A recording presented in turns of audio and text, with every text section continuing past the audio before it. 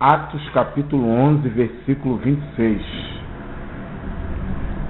Em Antioquia foram os discípulos, pela primeira vez, chamados cristãos. Os discípulos foram chamados de cristãos na cidade de Antioquia, como nós vimos aqui, de uma maneira pejorativa. Alguns até têm que tenha sido chamados ao modo de elogiar, mas claramente se vê que foi de uma maneira pejorativa. E esse termo parece que caiu no gosto dos cristãos. E não só dos cristãos, parece que caiu no gosto até mesmo do Espírito de Deus. Por quê? Porque o Espírito Santo que inspirou os homens de Deus a escreverem a Bíblia, as Escrituras Sagradas. E o livro de Atos ele foi escrito por Lucas, pelo evangelista Lucas. E quando nós lemos esse termo em Atos capítulo 11, 26, ele soa com uma conotação de satisfação. Ou seja, os discípulos vinham caminhando, fazendo a obra de Deus, mas parece que só aqui, neste momento, é que eles foram totalmente vistos como homens que se pareciam totalmente com Cristo. Daí o termo cristão, de uma maneira pejorativa. Como existe herodianos que são seguidores de Herodes, as pessoas olharam para eles e viram que eles eram totalmente parecidos com Cristo. Daí eles foram chamados de cristão, de modo pejorativo. E esse nome, ele ficou sendo usado pela igreja,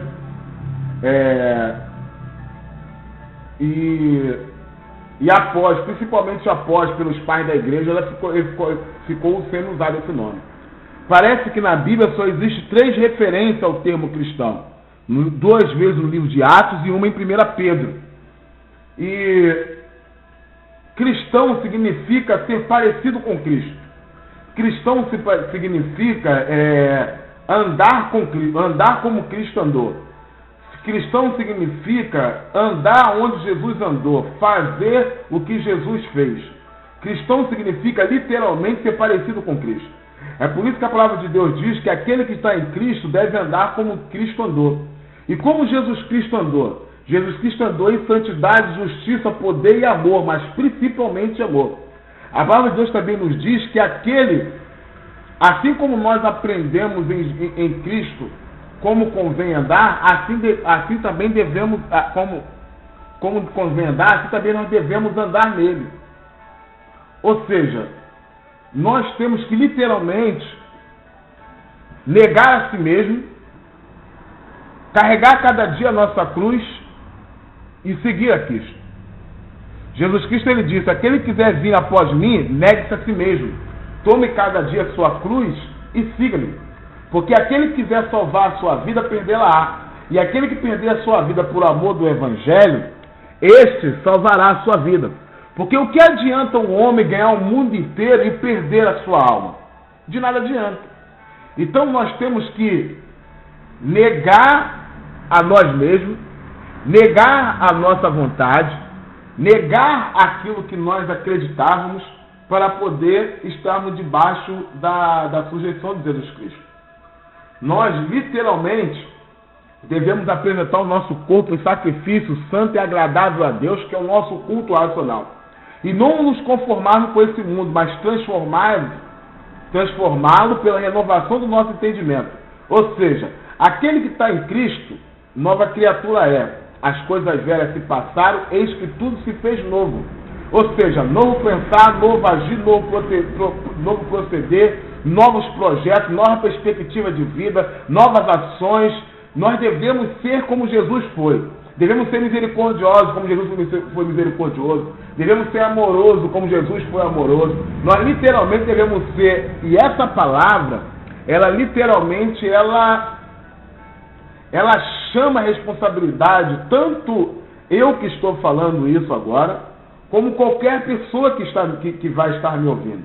Porque Jesus Cristo, ele quer literalmente que nós sejamos diferentes das pessoas do mundo. E não nos conformar com ele. A palavra de Deus diz que nós não devemos mais andar como não andávamos antes. Nós devemos agora ser diferentes. Nós devemos ser como astro no mundo. não no sentido de ser artista, mas como luminárias mesmo, ou seja, nós devemos ser o sal dessa terra, nós devemos ser a luz do mundo. Então, aonde nós chegarmos, se houver treva, tem que passar a ter luz. Se havia desespero, dor e clamor, tem que passar a ter paz. Porque era assim que acontecia quando Jesus chegava. Então nós vemos que muitas vezes, nós estamos longe do padrão que esse termo cristão significa. Nós devemos ser santos porque o Senhor é santo. Nós devemos ser justos porque o Senhor é justo. E eu sempre digo o seguinte, ser bom e ruim é fácil. O difícil é você ser justo. Porque quando você é bonzinho para alguém, você acaba sendo injusto com outro. Então nós temos que ser justo e não bom. Nós temos que ser justo. E quando nós somos justos, automaticamente nós conseguimos ser bom. Porque quando você age justamente, a primeiro ver, parece que você não está sendo uma pessoa boa. Mas o resultado disso vai ser benéfico.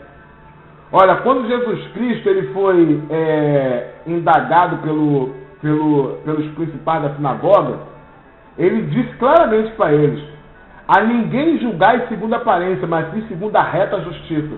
Ou seja, nós devemos ser justos até no nosso julgar, no nosso pensar, nós devemos ser justos e não bom. Não devemos fazer nada segundo a aparência. Então, esse termo cristão nos chama para uma responsabilidade de mudança, de ser parecido com Cristo. A palavra de Deus diz claramente assim, que nós devemos ser parecidos com Cristo, por quê? Porque Cristo andou em amor. Aquele que diz, eu conheço, e não ama o seu irmão, é mentiroso. Nunca viu e nem o conheceu. Porque aquele que não ama o seu irmão ao qual viu, como pode amar a Deus que não viu? Então, como eu posso demonstrar que ama a Deus? Obedecendo a sua palavra. A palavra de Deus diz o quê? Se me amardes, guardarei meus mandamentos. Aquele que tem meus mandamentos e os guarda, este é o que me ama. E aquele que me ama será amado de meu Pai. E nós viremos a Ele e nos manifestaremos para Ele. Nós literalmente temos que ser parecidos com Jesus Cristo. Nós temos que ser parecidos com Cristo. Andar como Cristo andou. Fazer o que Jesus fez. Agir como Jesus agiu. Eu acho que todas as questões humanas e todos os conflitos, seja no lar, seja na igreja, tudo acontece pela falta de aplicação da palavra de Deus. Quando nós aplicamos a palavra de Deus, não há conflito. Nós éramos para ser o segmento na terra que menos conflito deveríamos ter entre nós mesmos. Porque nós temos um padrão ético a ser seguido. E que não é feito por mãos humanas, mas é escrito pelo próprio Deus. O que acontece é que na maioria das vezes nós não aplicamos a palavra de Deus. Nós agimos conforme o nosso entendimento. E aí, pode até dar certo, mas como pode dar errado. Mas quando nós agimos de acordo com a palavra de Deus, com certeza, só pode dar uma maneira. É certo. As coisas só podem dar certo. Então nós, que estamos em Cristo, temos que ser nova criatura. No livro de Tiago, no capítulo 1, fala que o Senhor nos fez como primícia da sua criação. Ele nos renovou, nos criou de novo para uma viva esperança.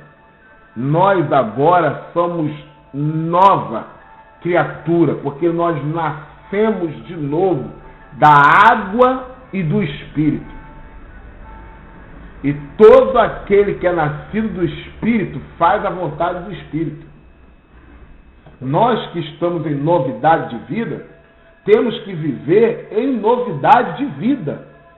E não com os velhos costumes, com as velhas paixões. Eu tenho a certeza, e certo estou, e falo por mim mesmo, que nós temos falhas e fraquezas, mas nós não somos maliciosos e vivemos na prática do pecado.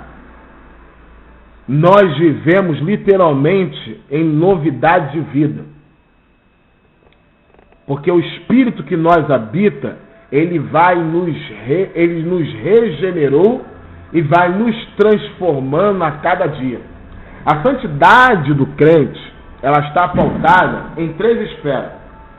A santidade coloquial, a santidade posicional, a santidade progressiva e a santidade futura.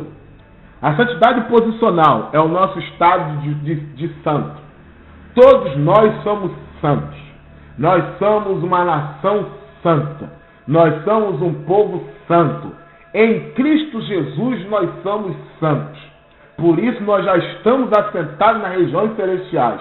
Por isso que a palavra de Deus diz que nós somos a nação santa, o sacerdócio real, o povo adquirido, uma geração eleita, para que possamos anunciar a virtude daquele que nos tirou das trevas e nos levou para a sua luz. Nós somos uma geração eleita, um sacerdócio real. Nós somos um povo santo. Essa é a nossa santidade posicional. Mas existe a nossa santidade progressiva. Como diz a palavra de Deus, que a vereda do justo é como a luz da aurora, que vai brilhando mais e mais até ser dia perfeito. Como a palavra de Deus também diz, que todos nós com cara descoberta refletimos como espelho a glória de Deus.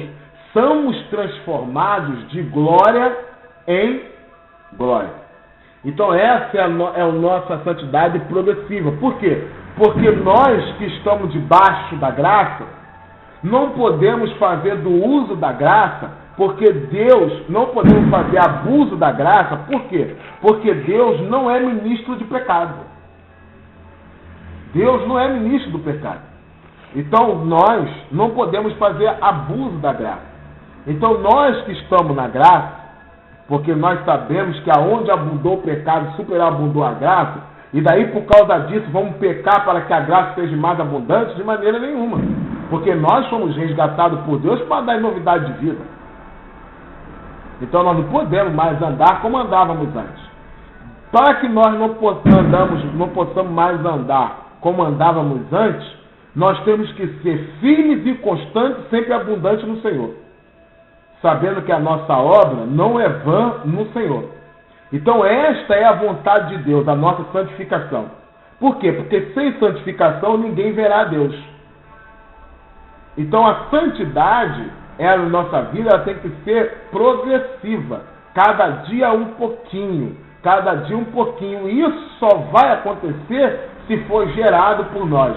Então nós devemos sempre que estar orando pedir a Deus que nos santifique, que nos purifique, sabendo que a santidade, ainda que muitos não concordem, ela é uma ação em conjunta do Espírito de Deus e nós, e uma ação nossa. Por isso que a palavra de Deus diz para nós nos santificarmos. Ora, mas sem o poder de Deus nós não somos capazes de fazer isso. Sem a ação do Espírito Santo nós somos capazes de fazer isso. E também existe a nossa santidade futura, quando nós teremos nosso corpo transformado para ser parecido com Cristo. É por isso que a palavra de Deus diz que ainda nós não somos o que nós havemos de ser. Mas sabemos que quando Ele se manifestar, nós seremos semelhantes a Ele. A palavra de Deus também diz que assim como Ele é, nós o veremos. A palavra de Deus diz que nosso corpo será transformado para ser conforme o corpo de Cristo. A palavra também nos diz que Deus nos predestinou para sermos conforme o seu Filho. Ou seja, para que nós venhamos ser igualzinho o seu Filho. Essa é a nossa santidade futura. Mas quanto não, enquanto estamos na carne, enquanto estamos nesse tabernáculo, nós devemos sim andar como Cristo andou, agir como Jesus agiu, fazer o que Jesus faria, tentar botar em prática a palavra de Deus em todo tempo. Irmãos, o apóstolo João vai nos dar várias recomendações na sua primeira carta. E ele diz claramente: irmãos, eu falo isso para que vocês não pequeis. Mas se porventura alguém pecar, nós temos um advogado justo junto ao Pai, Jesus Cristo o justo. Porque se nós dissermos que não temos pecado, irmão, enganamos a nós mesmos e não há verdade em nós.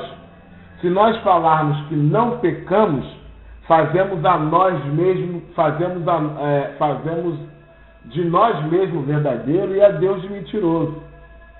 Só que nós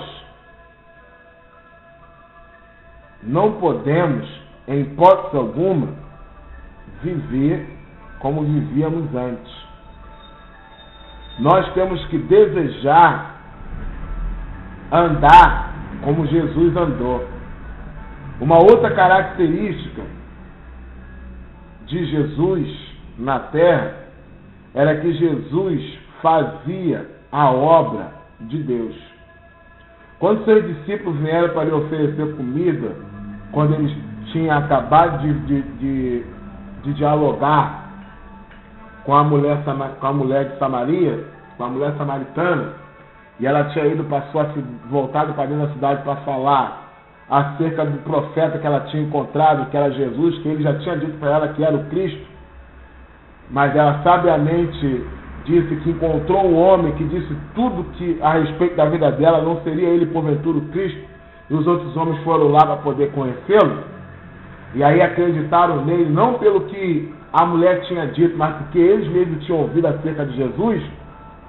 Os discípulos vieram e disseram para ele: mestre, come. Nesse período que ela estava lá falando com os homens, os discípulos disseram: mestre, come. Jesus disse: uma comida tenho para comer que vocês não sabem. E ele disse: porventura, será que alguém trouxe para ele algo de comer?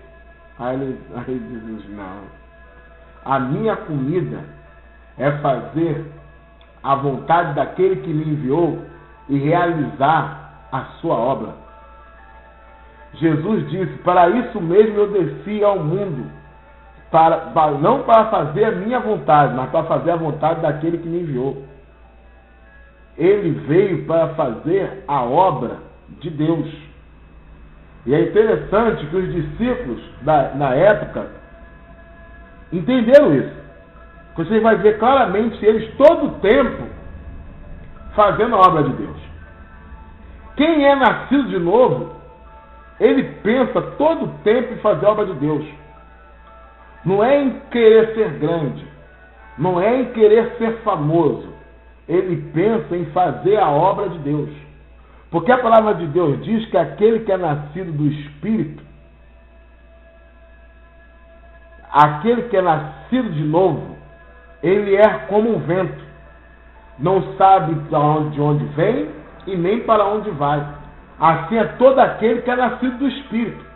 Só que nós, quando aceitamos a Cristo, nós entramos num vício, que já existe um vício no nosso meio, e a primeira coisa que nós fazemos, pode ver que fala sobre isso, é querer fincar uma estaca. E aí, aquele que era para ser um vento, vira um ventilador barato que nem girar não gira. E essas palavras não são minhas. Porque o que quer dizer que é o vento, literalmente Jesus disse: como o vento como? Jesus explicou. Não sabe de onde vem, nem sabe para onde vai. Nós somos peregrinos e forasteiros nessa terra.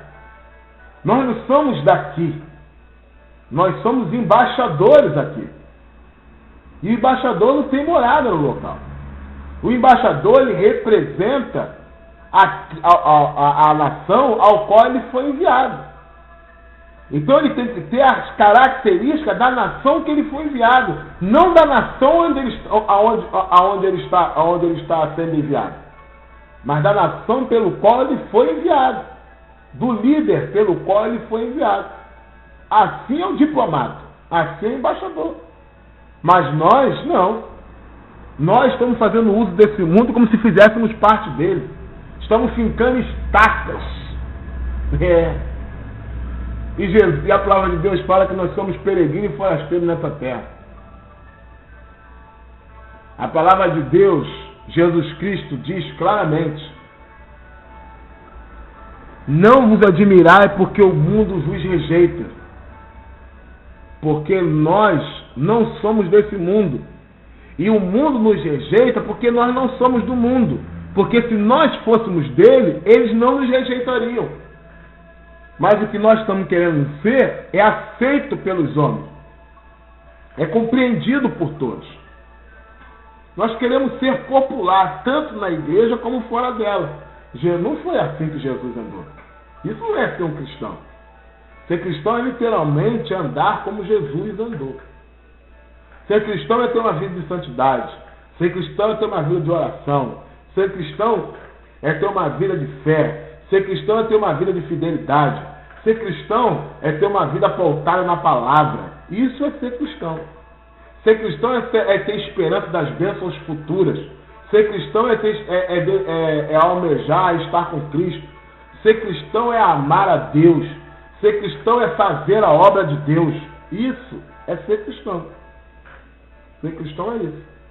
E foi isso que Jesus fez. Foi isso que Jesus fez aqui. A palavra de Deus diz que a respeito de Jesus falavam assim, ó, tudo faz bem. Faz ver o cego e falar o mudo.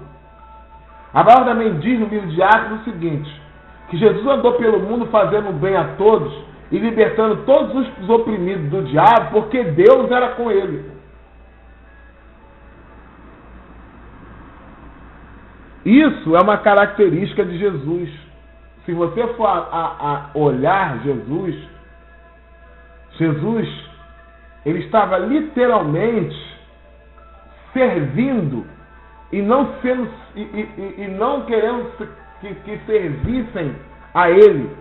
Ele que servia. Foi ele que lavou os pés dos discípulos, não os discípulos dele. Ele que na ceia serviu a ceia. Não para mostrar só que ele era o superior ali na mesa, mas porque era característica dele mesmo servir.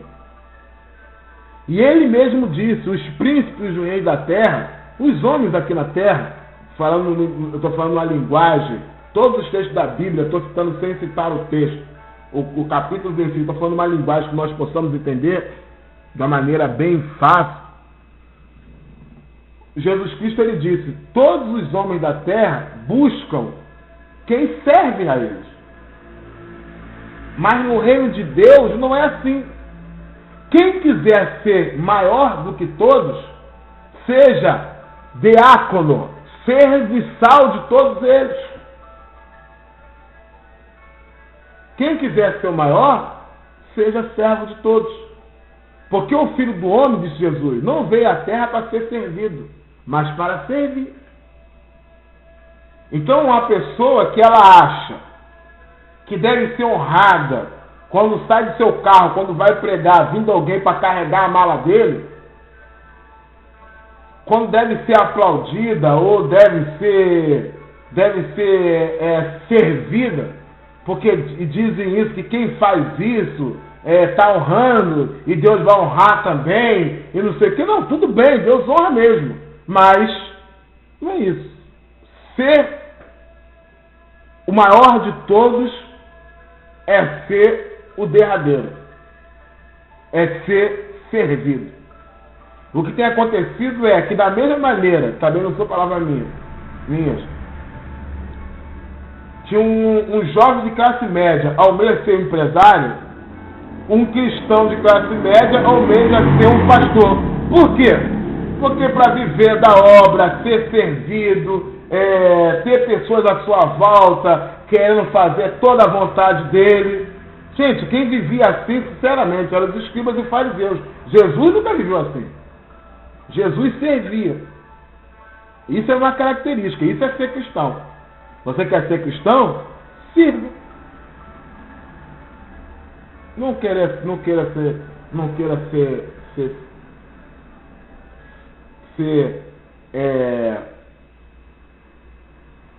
o termo é chu, mas é esse, ser bajulado pelos outros.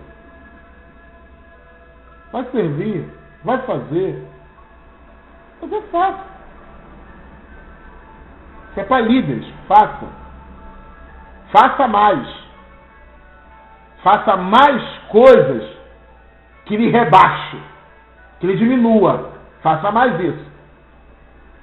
Faça mais isso. De vez em quando mete a mão na vassoura e dá uma lavada no banheiro. Faça isso. Para você lembrar de onde veio e de onde você saiu. Para que você lembre quem você é, de onde você estava. De onde Deus te tirou. Faça isso de vez em quando. Mete a mão na porta, limpa. Faça isso de vez em quando.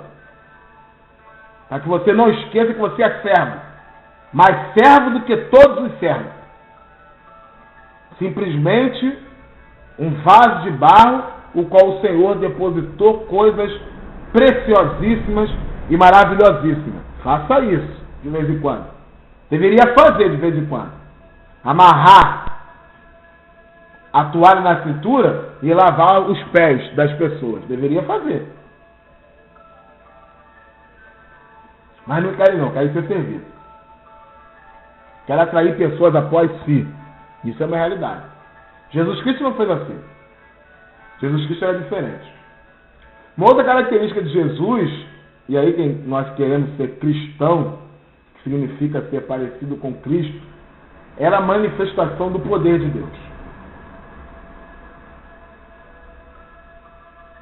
Olha, eu respeito as linhas teológicas que não acreditam na manifestação do poder de Deus para os nossos dias. Tudo bem. Isso não demonstra que ela não é uma igreja verdadeira. Ela simplesmente não crê na manifestação do poder de Deus para os nossos dias. Não crê até ficar doente. Não crê até necessitar. Porque quando necessita, clama. É igual o ateu. O ateu, ele é ateu até jogar ele do avião. Joga ele no avião que deixa de ser ateu na hora. Rapidinho deixa de ser ateu. Então não acredita assim. Não acredita até necessitar. Quando necessita, clama. Quando necessita, aceita a oração da irmã da Assembleia de Deus. É só necessitar. Mas não está necessitando, por enquanto necessita, não crê não. Eu nunca vi uma pessoa doente falar que não orar a Deus para ser curado. Eu nunca vi. E se você pede a Deus para ser curado, você crê em milagre. Aí eu vou falar a frase que diz a hoje. Você crê em Deus? Então você crê em milagre. Então Jesus Cristo, o cristão, manifesta o poder de Deus na terra. A maior manifestação do poder de Deus na terra é a transformação de vida.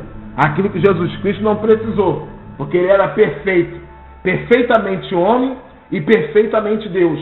Ele tinha misteriosamente as duas naturezas, em perfeita união. Jesus era 100% Deus e 100% homem. Mas Jesus andou na terra, como eu já disse, fazendo bem a todos. Tudo fazia bem. Manifestava nele o poder de Deus. Então nós que somos cristãos, nós temos que manifestar na nossa vida o poder de Deus. Primeiro o poder transformador. Depois o poder através de curas, sinais, maravilhas, como está no livro de Coríntios, capítulo 12. Nós estamos falando de poder real de Deus. Manifestação real do poder de Deus. Poder que traz perplexidade e espanto. E é um chamariz para a conversão.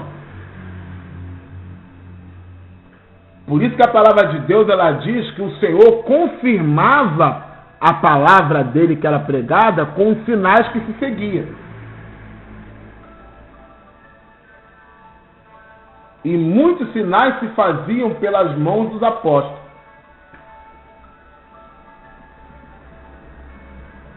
Mas tem que ser poder real de Deus. Poder, manifestação real do poder de Deus. Uma coisa que eu não consigo entender a respeito dos que com respeito aos que não acreditam na manifestação do poder de Deus, é que eles creem que Deus vai ressuscitar os mortos. E nós vamos ser arrebatados.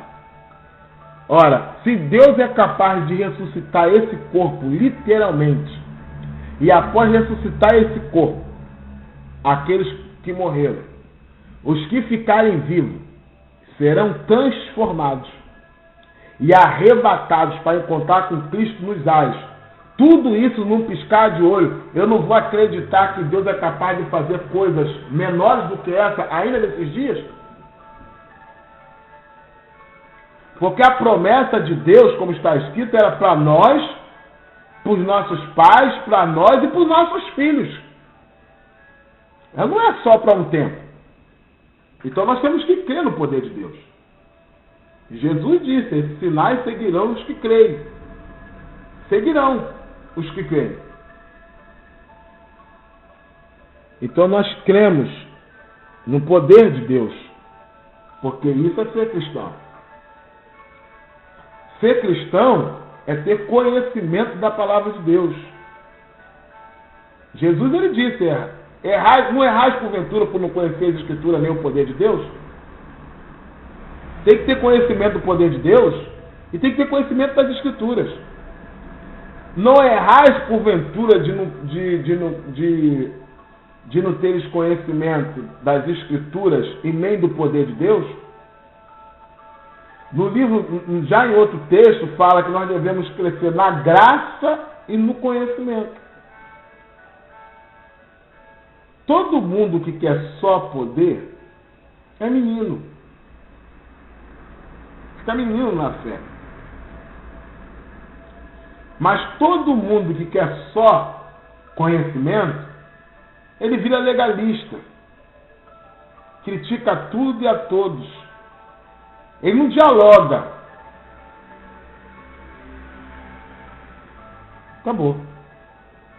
O que nós temos que crer? Na manifestação do poder de Deus, mas também buscar o conhecimento.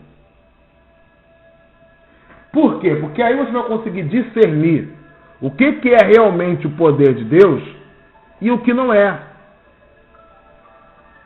O que é ação humana e o que é ação divina. O que é manifestação do Espírito e o que é emocionalismo. O que provém de Deus, o que provém do homem, o que provém de demônios. Porque se é a doutrina de Deus, a Bíblia também fala que é a doutrina de homens. E também fala que é a doutrina de demônios. Nós temos que ter conhecimento da palavra de Deus para discernir isso. Nós não precisamos conhecer todas as seitas do mundo. Nós não precisamos conhecer todas as religiões pagãs do mundo. Nós precisamos conhecer todas as falácias, todos os erros, todas as heresias que está tendo nas igrejas em todo o mundo. Porque nós só precisamos conhecer o que é a palavra de Deus. Porque uma vez tendo conhecimento da palavra de Deus, vamos conseguir discernir se aquilo é de Deus ou se aquilo não é de Deus. E aí não importa se é de um homem ou se é do diabo. Não é de Deus, não presta. E aonde que a doutrina do homem é boa?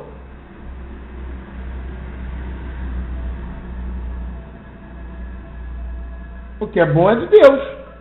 Vem de Deus.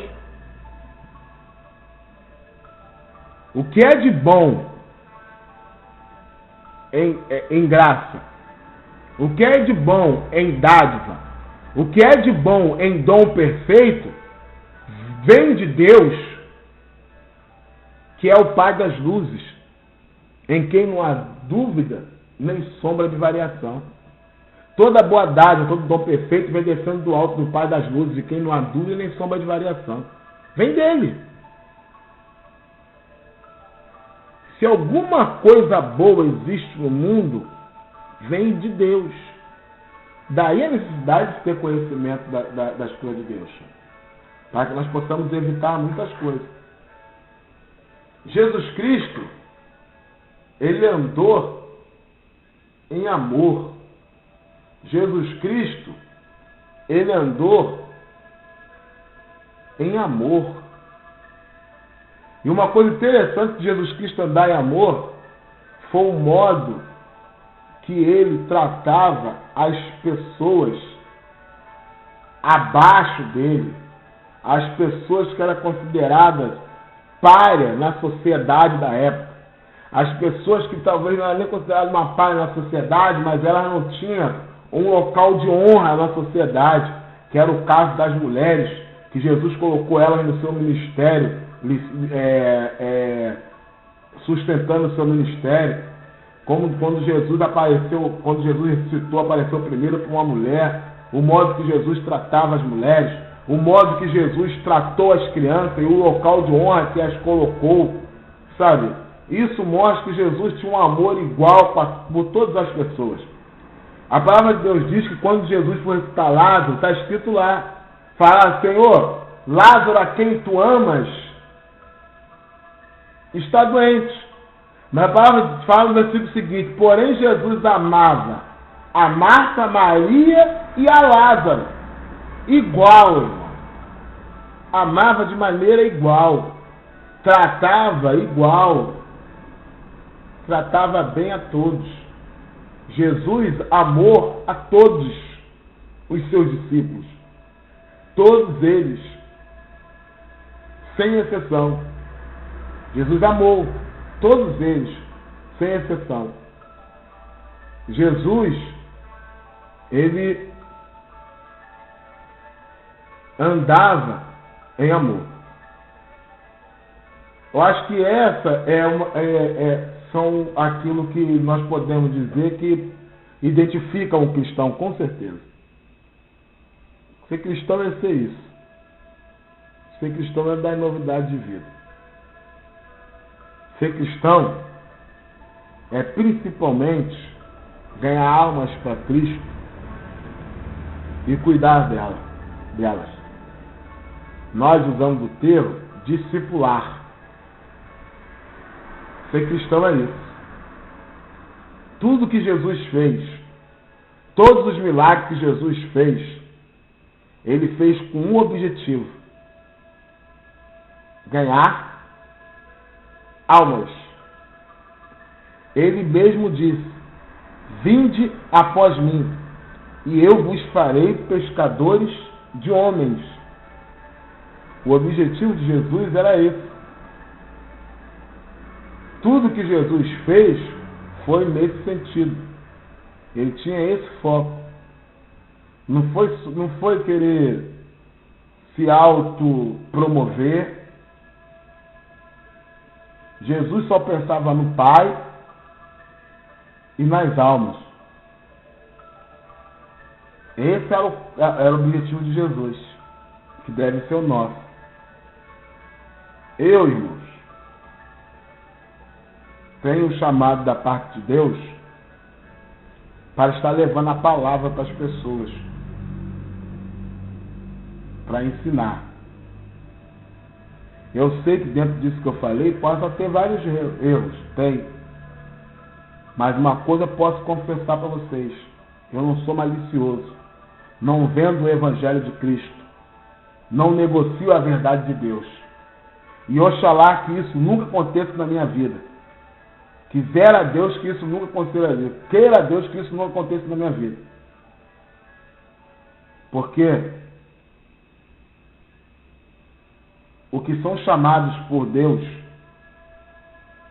para um propósito não se embaraça com as coisas dessa vida. E se o negarmos, ele também nos negará. E ele é o que faz todas as coisas para que nós, através dele, vivemos. Então, tudo que nós temos, nós recebemos dele mesmo. O que ele nos dá, ele pede conta. Então, andamos como ele andou. O apóstolo Paulo, ele disse claramente, que ele entendeu isso. Ele disse, aquele que está em Cristo deve andar como ele andou. Não. O apóstolo Paulo, ele disse, sede meus imitadores, como eu sou de Cristo. Tudo que viste, ouviste em mim, isto fazei, e o Deus da paz será convosco. Sede meus imitadores.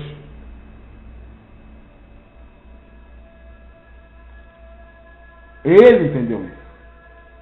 Os discípulos entenderam isso. Estou falando no sentido dos apóstolos. Os pais da igreja entenderam isso. Ainda que na mesma época de Paulo já tinham surgido muitos homens fraudulentos da fé. Os gnósticos, por exemplo, é da época do apóstolo Paulo. Mas nós precisamos também entender isso. Entender claramente isso.